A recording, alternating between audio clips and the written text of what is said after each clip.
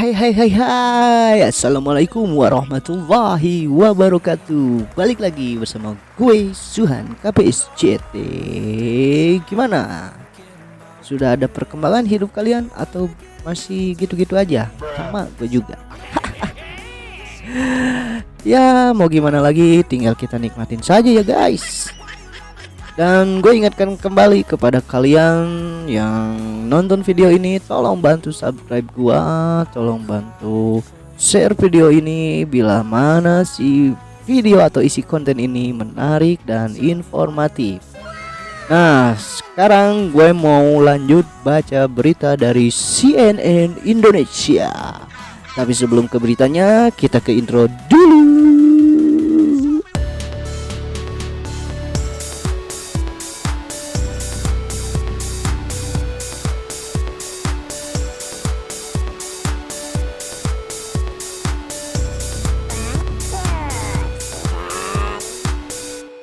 Oke, gimana intronya? Masih tidak berguna? Bodoh amat. Yang penting informasi ini pasti berguna untuk kalian guys. Nah, gue mau bawain berita yang ngeri-ngeri sedap nih guys. Kadang-kadang gue nggak habis pikir ada orang yang kayak gini guys. Jadi, polisi tetapkan anak kedua keluarga Magelang jadi tersangka pembunuhan. Nah, untuk si link beritanya nanti gue taruh di deskripsi ya guys. Tenang, kalau kalian mau baca yang versi aslinya atau yang lebih lengkapnya, karena gue hanya sekilas-sekilas saja guys. Jadi ini ada satu keluarga dibunuh sama anak kandungnya sendiri guys. Kan di saat saudara-saudara kita yang tertimpa bencana kemarin kehilangan orang tuanya, ini dengan sengaja membunuh orang tuanya, kan halal. Gak ngerti lah gua.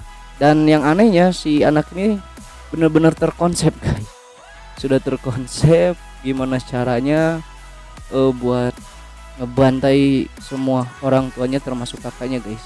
Nah, untuk detailnya gua langsung bacain aja ya guys. Jadi, polisi menetapkan Dede 22 tahun, masih 22 tahun guys. Sebenarnya lu masih panjang masa depan lu, atau hidup lu sebenarnya masih bisa lebih bagus lagi daripada lu jadi tersangka dan penjara seumur hidup. Bahkan ini ancamannya hukuman mati guys. Jadi si Dede ini inisialnya Dede sebagai tersangka kasus pembunuhan satu keluarga di Dusun Prajenan, Kabupaten Magelang, Jawa Tengah. 3 korban yang merupakan satu keluarga yakni Abbas Ashar 58 tahun, Heri Iriani 54 tahun, dan Dea Khairunisa 24 tahun meninggal karena minum zat beracun. Oke, berarti emang benar-benar terkonsep nih si anjing. Di Reskrimum Polda Jateng, Kombes Pol Juhandani Raharjo Puro menyampaikan si Dede ini yang merupakan anak kedua korban meninggal sudah ditetapkan sebagai tersangka berdasarkan pengakuannya. Iyalah, goblok aja kalau dia nggak mau ngaku ya. Ih, ngeri-ngeri sedap ya guys ya, kayak film. Tapi itu film ngeri-ngeri sedap. Oke. Gue sampai nangis guys nontonnya. Nah, selain itu polisi sudah mendapatkan barang bukti lain yang bisa mendukung terjadinya pembunuhan. Namun harus diyakinkan dengan penyebab kematiannya guys. Jadi si polisi harus olah TKP dulu, gimana kronologinya yang kayak gitulah. Dan yang gue nggak habis pikir ini si Dede motifnya bener-bener di luar nalar guys. Lanjut. Perbuatan ini dikenakan pasal pembunuhan berencana pasti. Dan gue berharap dia dihukum seberat-beratnya guys, karena emang bener-bener nggak manusiawi banget. Ini keluarganya sendiri guys, bahkan ibunya, bapaknya sama kakaknya emang bener-bener tolol nih anak. Ancamannya bisa seumur hidup ataupun hukuman mati. Ya, jelas. usai melakukan asistensi hasil penyidikan di Magelang pada hari Selasa 29 November kemarin guys. Pelaksana tugas Kapolresta Magelang AKBP M Sajarot Zakun menginformasikan dugaan pembunuhan yang mengakibatkan 3 korban tewas diduga keracunan. Dalam satu rumah tersebut dihuni 4 orang. Nah, termasuk si anjing ini. Dalam satu rumah tersebut dihuni 4 orang waktu kemarin melakukan olah tempat kejadian perkara atau TKP.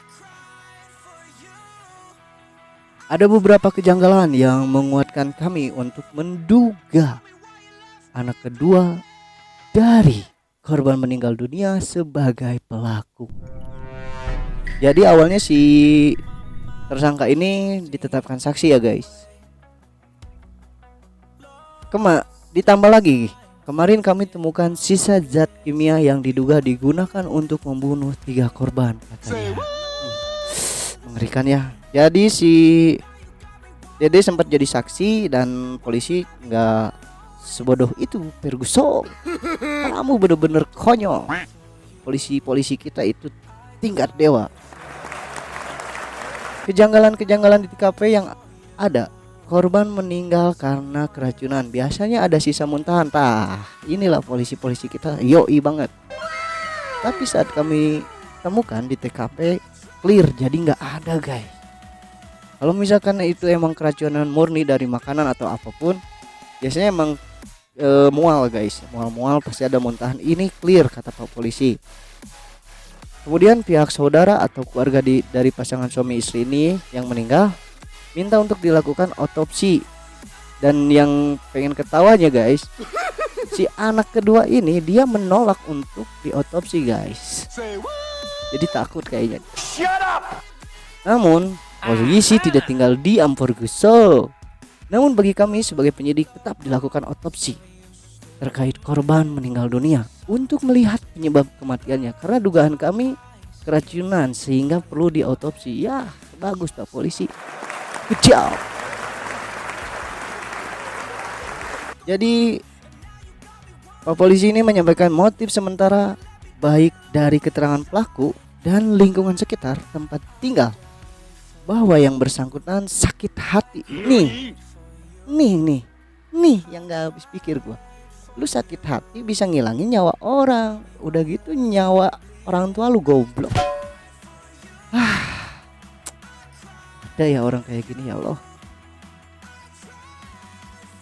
Jadi motifnya hanya sakit hati karena diberi beban untuk menanggung kebutuhan keluarga. Ya ampun, kalau misalnya lu gak sanggup menanggung beban, ya tinggal kabur, cabut lu dari rumah, gak harus nyabut nyawa orang tua lu. Aduh, ini bener lah. Jadi orang tua terduga pelaku 2 bulan lalu baru saja pensiun guys. Jadi si orang tuanya itu baru pensiun. Kebutuhan rumah tangga cukup tinggi karena orang tua terduga pelaku kebetulan memiliki penyakit sehingga butuh biaya pengobatan. Ya ampun. So, gimana menurut tanggapan kalian? Sebagai anak itu kewajiban kita ya ngurus orang tua guys. Lu diurus dari kecil tanpa ada keluhan dari orang tua lu, dan udah besarnya itu jadi kewajiban lu. Apalagi ini orang tua lu emang sudah tidak berdaya guys. Ya. Sedangkan anak pertama, si korban perempuan ini yang tadi dia Veronisa ya, tidak diberikan beban untuk menanggung semua kebutuhan. Namun yang diberi beban anak kedua yang saat ini ditetapkan sebagai tersangka. Miris banget. Kalau gua jadi dia tinggal cabut sih guys, apa susahnya ya? Cabut, lu udah dewasa cabut, gak harus nyabut nyawa orang tua lu. Aduh kacau. Ya mungkin gua mau ngebacot lebih ini lagi, kayaknya gue malas nih sebenarnya. Tapi yang anehnya nih si tersangka ini dia beli obat zat kimia itu online guys. Ini kan bener-bener teknologi yang dimanfaatkan tapi ke hal yang nggak benar ya guys ya. teknologi itu dimanfaatkan untuk hal-hal yang positif. Kalau yang kayak gini jangan ditiru guys. Ini tolol guys. Jadi si cairan kimia itu dimasukin ke kopi dan teh yang sudah dibuat ibunya. Kan maksud gue emang bener-bener terencana banget nih orang. Ketika ibunya keluar dari dapur, terduga pelaku ini memasukkan zat kimia itu dengan cara mencampurnya. Jadi dugaan gua sih ini si zat kimianya sianida ya, kasusnya kayak dulu yang sempat viral tuh. Jadi nggak ada berbau, nggak ngerubah rasa guys. Ya jadi sekian dulu lah. Gua males sebenarnya baca ini, si ini emang harus dihukum seberat-beratnya. Terima kasih Pak Polisi, kalian the best untuk menemukan si pelakunya dan menentukan motif si pelakunya yang menurut gua nggak rasional guys. Tapi menurut kalian gimana guys? Ya ini sebagai gambaran aja, kalau misalkan kalian diberi tanggungan beban, kalau sekiranya sanggup ya kalian jalanin, kalau nggak sanggup ya udah, nggak harus kayak gini guys. Ya nggak harus kayak gini.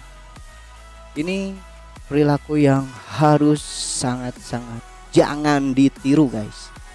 Ya nanti untuk si link beritanya gua taruh di deskripsi ya. Terima kasih untuk CNN Indonesia, dan menurut gua berita dari CNN Indonesia ini gua beri nilai 100. Karena apa? Ini cukup membagongkan guys. 100 guys, 100. Gua bener-bener gak habis pikir ini orang-orang kayak gini pasti sakit guys ya. Ya sudah, tanpa lama-lama lagi, dan gua paling ingetin kepada kalian untuk subscribe, like, dan komen. Bantu support gua dong guys. Support gua ya.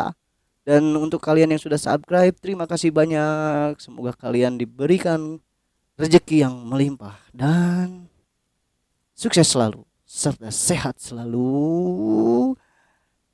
Ya udah guys, tanpa lama-lama lagi gua pamit ya guys ya. Sampai jumpa di lain waktu. Bye bye.